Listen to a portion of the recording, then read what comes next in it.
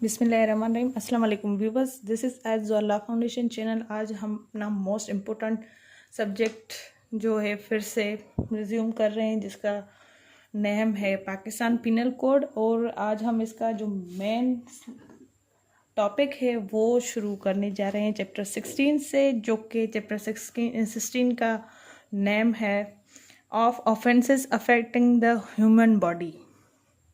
ठीक है, human body के रिलेटेड जो भी ऑफेंसेस हैं वो पढ़ेंगे हम चैप्टर 16 में। और इसमें पहले तो जो सेक्शन है 299 वो बताता है पर्टिकुलरली डेफिनेशंस के बारे में। और डेफिनेशंस वो कौन सी हैं जो इस चैप्टर 16 में टर्म्स यूज़ होंगे उनके रिलेटेड। सबसे पहले हम पढ़ेंगे क्लास ए, जो कि बताता है अडल्ट। अब अडल्ट कौन है? Means a person who has attained the age of 18। Adult वो है जो 18 साल की उम्र तक पहुंच चुका है, यानी उस 18 साल से 1-2 दिन कम भी नहीं है, एग्जैक्ट 18 साल है या उससे ऊपर है। ठीक है, 18 को पहुंच चुका है, वो है अडल्ट। और क्लास बी है अर्श। ठीक है, अर्श मीन्स कंपनसेशन, मुआवजा specified in this chapter to be paid to the victim or his heirs under this chapter. यानी ये एक मुआवजा होता है रकम की सूरत में,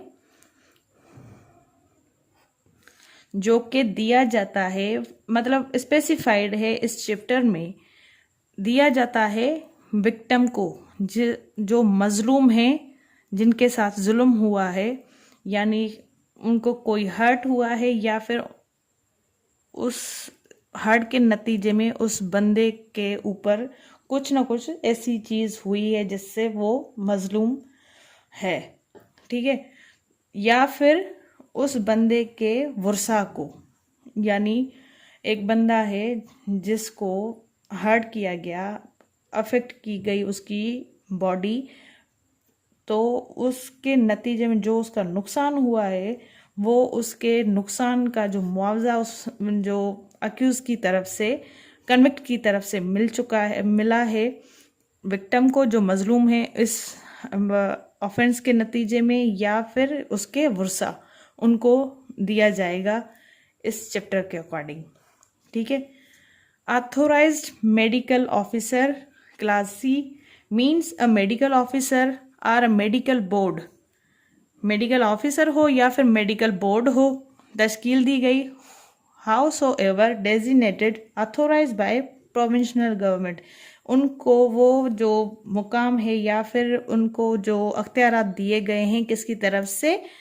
प्रोविंशनल गवर्नमेंट की तरफ से। ये ऑथोराइज्ड होते हैं प्रोविंशनल गवर्नमेंट की तरफ से, मेडिकल ऑफिसर या फिर मेडिकल बोर्ड।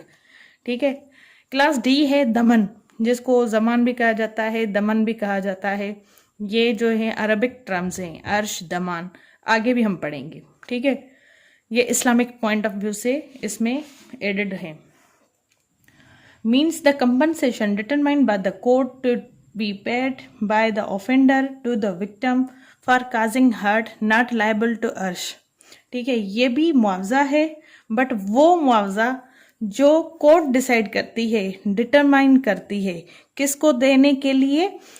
ऑफेंडर के तरफ से विक्टिम को, जो उसने कॉज किया है हर्ट, ऑफेंडर ने विक्टिम को, जिसकी सज़ा इसमें, यानी जो कंपनसेशन एक फिक्स अमाउंट थी ना, स्पेसिफाइड फिक्स अमाउंट थी। अर्श दियत का कुछ हिस्सा होता है जो कि फिक्स होता है कि अगर ये हुआ तो इतना अर्श होगा, मीन्स जख्म की सूरत में। तो वो चीज़ें जो अर्श में नहीं आती। ठीक है, अब इस चैप्टर को हम ज़्यादा फोकस के साथ पढ़ेंगे तो ये चीज़ें आपकी क्लियर हो जाएंगी। अभी बस इनकी डेफिनेशन समझना ज़रूरी है, और वो सूरतें भी बताएगा, इसके इलस्ट्रेशंस में पता चल जाएगा कि कौन सी चीज़ें जो हैं इस अर्श के ज़मरे में नहीं आती, तभी उनके ऊपर दमन लगा हुआ है। यानी वो स्पेसिफाइड ना हो अर्श के उस दायरे में, उससे ज़्यादा हो या फिर उससे कम हो तो दमन लगता है। और वो डिस्क्रिशन ऑफ द कोर्ट होता है, यानी कोर्ट उसको डिटरमाइन करती है, उसका खुमियाजा जो है ना, जो नुकसान हुआ है उसका अंदाज़ा जो है वो कोर्ट लगाती है। यानी ये अख्तियार जो दमन का है वो कोर्ट के पास है। It is not specified that you have to pay victim, ठीक है, ऐसा नहीं है, ये कोर्ट डिटरमाइन करेगी। ई है दियत, ये भी इस्लामिक टर्म है, means the compensation specified in section 323 payable to the heirs of the victim. अब दियत कब दी जाएगी, ठीक है, दियत तब दी जाती है जब कोई बंदा कत्ल हो जाए और उसकी जो मर्डर के बाद खून बहा जो होती है वो होती है दियत, और जो कि डिफाइन है 323 सेक्शन में, जिसमें इसका दियत का वैल्यू बताया गया है। और वो पेएबल है किसको, हायर्स को, जो कि उस जिस बंदे के साथ वो जुल्म हुआ है, विक्टिम जो है उसके वर्सा को, ठीक है। यानी कोई बंदा जिसको मारा गया है, या हो सकता है उसको मारने की कोशिश की गई हो लेकिन वो इंजर्ड है और मतलब उस किसी काम का नहीं रहा, तो भी उन मजलूम के वर्सा को दी जाएगी। लेकिन ये दियत जो है ज़्यादा खून बहा में यूज़ होती है। और ये जो अर्श है इसका कुछ परसेंटेज होता है, ठीक है, दियत का कुछ हिस्सा होता है, वो बॉडी के इंजरी के हिसाब से अलग अलग, हर्ट जो भी काज हुए हैं उसके हिसाब से अलग अलग स्पेसिफाइड है, ठीक है। दियत 323 सेक्शन में बताया गया है, जिसमें सिल्वर का रेट बताया गया है, और सिल्वर कितनी होती है 30,630 ग्राम्स ऑफ सिल्वर, ठीक है, 30,630 ग्राम कम से कम ये वैल्यू होता है दियत में जो है सिल्वर का। इससे ज़्यादा एक्सेस भी कर सकता है, वो जो विक्टिम है उसके हिसाब से उसको देखा जाता है, ठीक है। कम से कम ये फिक्स्ड है, और ये हर बजट में फिक्स होता है, और उसका वैल्यू बढ़ता रहता है हर बजट के साथ।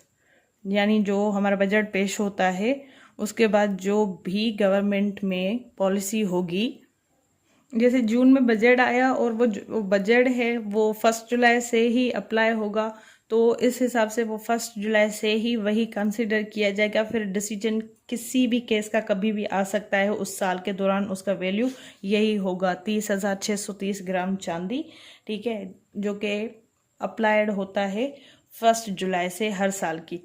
और इसका जो डे बाय डे रेट है वो चेंज ही होता है, यानी हर साल के बजट के हिसाब से चेंज ही होगा। ये था दियत। और उसके बाद है ई फसाद फिल अर्ज। फसाद फिल अर्ज वो चीज़ें जो includes the past conduct of the offender, यानी जो माजी में किया गया कोई भी ऐसा अमल ऑफेंडर का, और weather he has any previous conviction, या हो सकता है उसकी जो है ना प्रीवियस कन्विक्शन है, यानी वो मुलजिम करार पा चुका है, यानी वो एक जो है ना मुलजिम था कभी प्रीवियस, यानी उसके पास्ट में उसको वो सज़ा याफ्ता था। Or the brutal or shocking manner in which the offense has been committed, which is outreach to the public conscience, or if the offender consider potential danger to the community, or if the offender has been committed in the name or under pretext of honour, यानी उसने कोई ऐसा जालमाना या जो है ना एक shocking यानी दहलाने वाला मैनर में कुछ ऐसा ऑफेंस कमिट किया है जो कि मीन्स एक इबरतनाक था, या फिर जो पब्लिक है उसकी जो ज़मीर है उसको झंझोड़ने वाला था। तो अगर ऐसा कोई ऑफेंडर जो कि जिसने पोटेंशियल दिया हो डेंजर कम्युनिटी को, या फिर उसने कोई ऐसा ऑफेंस किया है जो कि इज्जत के नाम पे हो, यानी गैरत वाले मामले पे, तो उसको उसके हिसाब से ये फसाद फिल अर्ज होता है। और फसाद फिल अर्ज की यही मीनिंग है कि ऐसा कोई उसका पास कंडक्ट हो, प्रीवियस कनेक्शन हो, या फिर वो उसका जो बिहेवियर या है वो ब्रूटल हो, शॉकिंग हो, और जिससे मीन्स पब्लिक जो है ना एक खौफो हिरास में आ जाए। ठीक है, जो पब्लिक है जनरल या फिर कोई पर्टिकुलर कम्युनिटी वो खौफो हिरास में आ जाए उसके उस कंडक्ट से।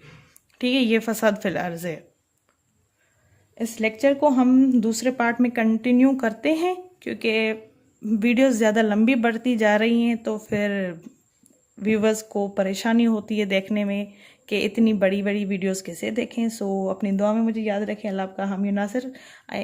हम आपसे मिलते हैं इसके सेकंड पार्ट में।